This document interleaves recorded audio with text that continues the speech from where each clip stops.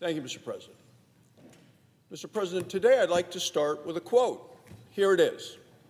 Quote is, "It is time to pass a clean continuing resolution and end this shutdown today." Goes on to say, no half measures and no gamesmanship. Those are the words from the American Federation of Government Employees. Not Fox News, not the National Review, not the Wall Street Journal, no. These are the words of the American Federation of Government Employees. Let me tell you about the organization. They are the largest union in America for federal workers. They were proud promoters a couple of weeks ago of the far left's radical rally. They're a very liberal group that has sued the Trump administration now more than a dozen times in the past year. This is a group that endorsed Kamala Harris for president. 100% of their 2024 campaign war chest went to Democrats. Even my friend and colleague who's on the floor right now, Dick Durbin of Illinois, the Democrat whip, admits, quote, "They are our friends. We take them seriously." This labor union is one of the Democrats' biggest cheerleaders. And today they are calling out Democrats for playing politics and holding hostages of the paychecks of over 800,000 federal workers. If that doesn't push the Democrats to wake up and reopen the government, hard to tell what will. We are now on day 29 of the Schumer shutdown, and Democrats have set a record for the longest full government shutdown in American history. Union after union are begging the Democrats to open the government. It's not only this American Federation of Government Employees, oh no, it's the head of the Capitol Police Union. The head of the Capitol Police Union warns the longer the shutdown goes on, the harder it becomes for our officers. The president of the Teamsters Union says American workers are not bargaining chips. Senators should stop screwing around and pass the House-passed clean, short-term funding resolution. The head of the National Air Traffic Controllers, their union warns the message is simple: end the shutdown today. There is no excuse, the union leader says, that these hardworking men and women are showing up to do this job and to not even know when or if they're going to get paid. These are working Americans, and their paychecks are missing. And at the same time their paychecks are missing, their bills are mounting. And the stress that they're suffering is multiplying. The message is clear: reopen the government today. Democrats refuse to listen. Instead, they freely admit it's all about politics. They're playing a big and dangerous game of politics, and it's a politics of pain.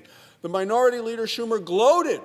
He gloated this month to the press in a sit-down interview with Punchbowl News. He says, every day gets better for us. I'm not sure who the us is, but it's not the American people. Then you have the whip in the House on the Democrat side of the aisle. What did she say? She admitted to Fox News. She said, of course there will be families that will suffer, but it is one of the few leveraged times that we have. That's not somebody that's serious about taking care of people and making sure we get the government open. And even my friend and colleague Chris Coons of Delaware just last Thursday told a national television audience on C-SPAN, quote, frankly, this is our only moment of leverage. And he called the shutdown an unpleasant tool. He's voted 13 times to keep using this unpleasant tool to keep the government closed. Now, those are the words of high-ranking Democrats in both the House and the Senate. And at the same time, vulnerable mothers and children are being described as leverage so Democrats can give free health care to illegal immigrants. That's what they're doing, using the American people as leverage, as pawns in their big game of politics. And what are their demands? Health care for illegal immigrants. It's reckless, it's radical, and it is wrong. This suffering, the, quote, unpleasantness, is going to get worse as the weeks go on, unless the Democrats vote to reopen the government. Air traffic controllers missed their first full paychecks yesterday. 1.8 million federal workers missed their full paycheck on Friday. This includes Border Patrol agents, TSA agents.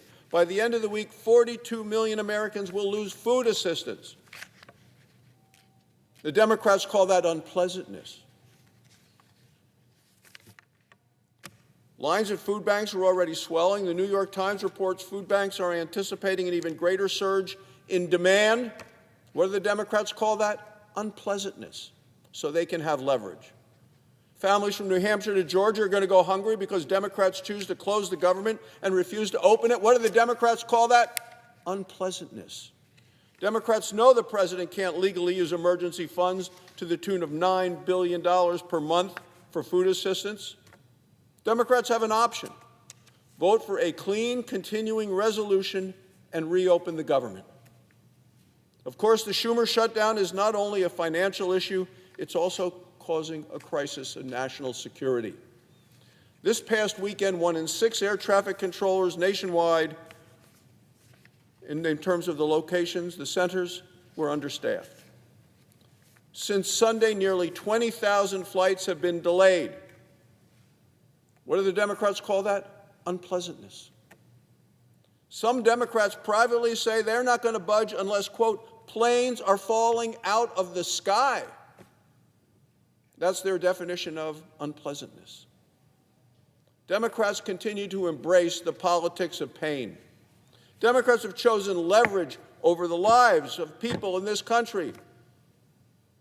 They've chosen leverage over because they want to fight Trump. They should be feeding our families. They're choosing politics over paychecks. The American people deserve better. We're not getting it from the Democrats in this body. Senate Republicans have voted 13 times for a clean, short-term, continuing resolution to reopen the government and pay every federal worker. 13 times Senate Democrats have voted no. Under Joe Biden, they voted 13 times for the exact same kind of clean, continuing resolution. They voted yes all of those times.